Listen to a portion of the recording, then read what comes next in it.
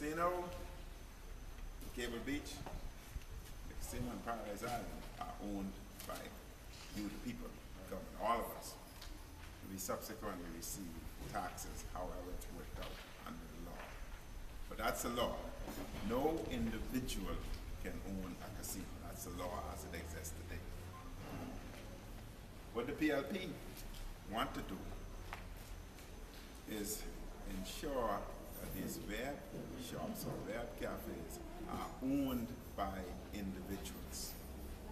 Now remember, under the law, any gaming is owned by you, the people. They're saying the exact opposite. They want to now put it in one or two individuals' hands. But these are illegal entities, so they've already deviated from what they promised the people in terms of a lottery. A lottery, on the other hand, throughout the world, is state-owned, and the state benefits and use the money for certain things that the state feel is most important, be it education, etc. So at present, we have a system that exists that is illegal. It's totally illegal. What they want to do is now try to legalize it, but it would be owned by one or two individuals who are their supporters. What it can also mean is that these are big profit margins, and therefore those profit margins can be utilized to sustain the PLP for tomorrow. That's a possibility. But they also say that in order to qualify for these licenses that they want to give out, in order to qualify, you must be of good standing. You must be respectable, and you must be an individual with integrity. That's what they say. Now let's look what happened today under these shops. In the bank, there's such a thing as know your customer. Any of you who work in the bank, you know the bank has a policy, know your customer. In other words, if you deposit monies in excess of $10,000 or more, the banks, there are certain things that has to be done. You cannot just go in and do that. You have to prove where this money come from, etc. These are banking regulations here in the US, etc. It's know your customer. All of that is to ensure that illegal monies does not get into the system. It's purely legit. These individuals now, they cannot deposit their money in the bank. So if you cannot deposit your money in the bank, what the bank essentially is telling you that you are not of any degree of integrity or respectability.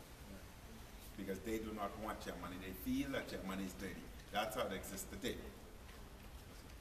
So how if an individual cannot deposit their money in the bank today, because the bank does not look at them as that degree of quality type individual, how can they now apply for a license? The PLB is giving a license. How can they now apply for a license? Then the question is, where would they get the money from to apply for the license? Because they can't put money in the bank, which means you don't meet certain standards, integrity, etc. Which means that the monies that they have to apply for any license to pay for it is illegal. Now, what are the problems you can have? Some of the problems with the web shops are this. Web shops they're like banks. They have ATM machines, you can withdraw, etc., etc. So you can imagine, if you have all this money, you have interconnectivity between the Bahamas, Africa, other parts of the world. It's an easy way to launder money and clean money through the system, right? That's why you have international laws, regulations, etc., all to minimize this type of activity. I am told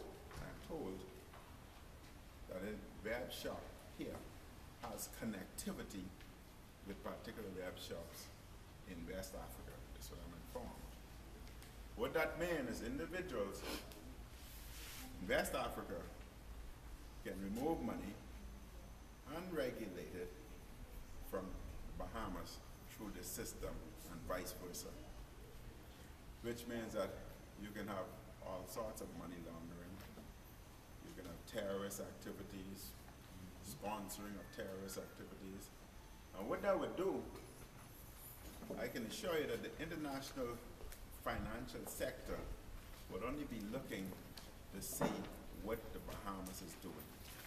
Which means, because there are no proper regulation in moving monies back and forth, it's only a matter of time before that has some impact on your society, some impact on your banking regulations, etc. Because unofficially, they are a bank. That's what they're doing. So these are some of the problems we face. And these are some of the issues one has to deal with. We had put out a lot of questions that we wanted Prime Minister to answer. And I brought some of the questions here, so you'll be quite familiar. We have not come out and asked individuals and told individuals how they should vote. But what we have said is that before one vote on any item, one needs to have information on what they're voting on. You must know how the process is done. What qualifies individuals for this? Why is it that you're deviating from what the laws of the Bahamas, which states that all gaming are owned by the government? Why you now, that was there from 74 through PLP, through FNS. Why you now want to change it so that one or two individuals, not the government, would own this? Our laws say the government. Right? You want to now change it so that one or two. How can an individual who is breaking the law, practicing illegal today, suddenly tomorrow becomes legal? If they're illegal, it means that their integrity and everything is in question. If they can't deposit monies in the bank, that in itself says something about their integrity in terms of knowing your customer. All of these are things you must know. So we insist that all in the process must be explained to the people. All information in terms of gambling, what it does, outcome, etc., must be explained to the people. If you listen to Perry Christie, at one point he said that the gambling houses will allot $1 million annually to treat for rehabilitation. $1 million they will put aside annually for rehabilitation. What he's basically saying is that if they're going to put $1 million aside for rehabilitation, he's admitting that you will become addict. He's admitting that. If you don't have a problem, you don't need to be rehabilitated. But if this entity is going to put $1 million aside for rehabilitating, he's admitting that you will become an addict. All right? And therefore, you need to know what the percentage of addicts, how many of us he want to become addicts. What would it cost the state to treat me as an addict? Would it be 1 million? Would it be 90 million? Would it be 100 million? How many of us he is throwing onto this epidemic of addiction? All right? He's admitting that he's going to introduce addiction into our society. But we don't know the cost. We don't know the amount of us who will become addicts.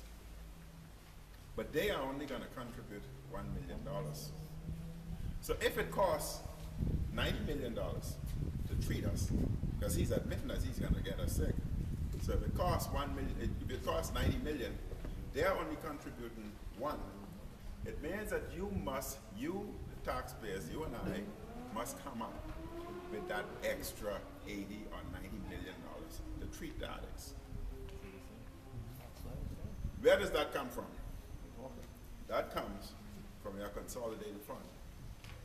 So what it means is that the monies allotted for your education has to be moved to treat somebody that I caused to get ill, meaning Perry Christie caused to get ill. So that $90 million goes moved away from education to treat something that the government created. That $90 million, your social benefits that you receive in terms of rent assistance.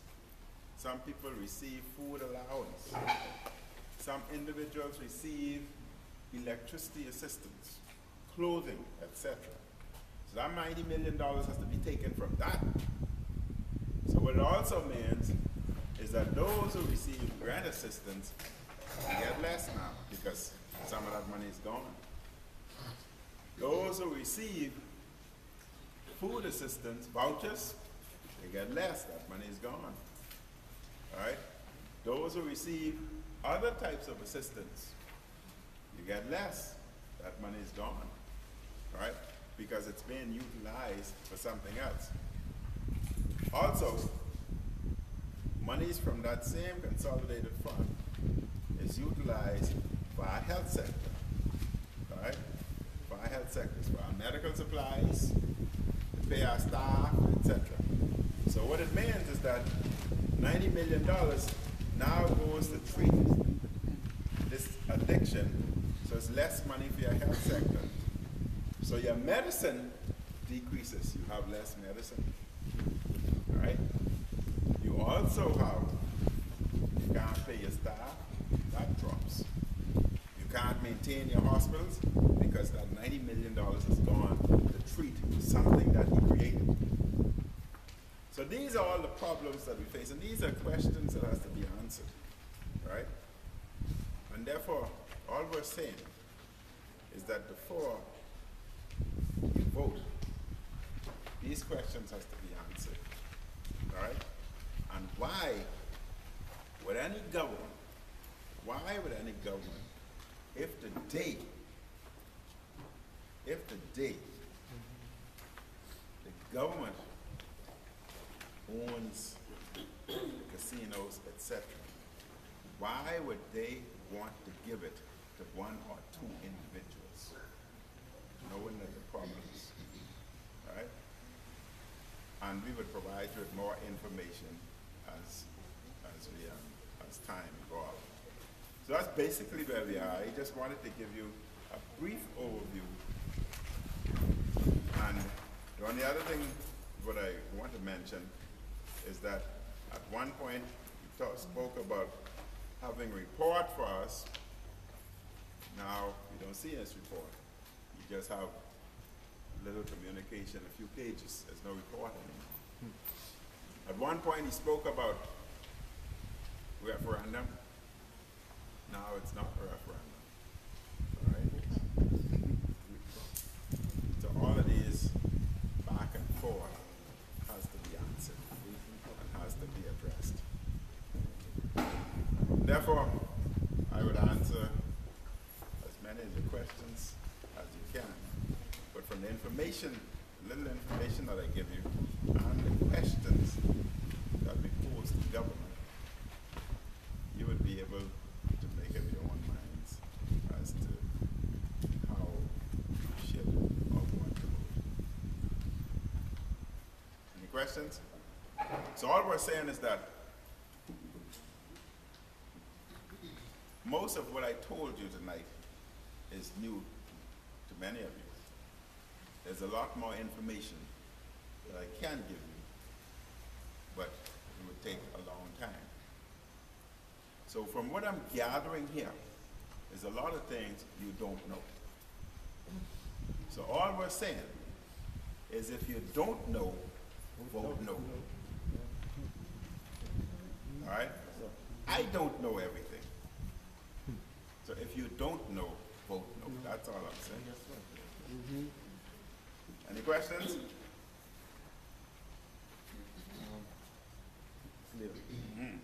to make a remark on question. I don't know if you got a chance to listen to Mr. Miller today, Darrell Miller. He gave you a lot of high remarks. Oh, and I was on the road all day. Okay, we can catch it tonight. We play. But he was giving a lot of high remarks to the leader for his press statement. And he would say this is remarkable. And then he had Alvin Stairs on the show. So he read the whole press statement that you put together, and also he put 70 questions in, and he asked Alvin says, do you think that this is a remarkable press statement? So Alvin was like skidding around. So you put one of the questions to him, and he was like mumbling. So he said, but you used to be a top lawyer, but just like that Mr. Miller on talk show give you a lot of good remarks today for your press statement. But what is very important, and the one point I want you to leave here with,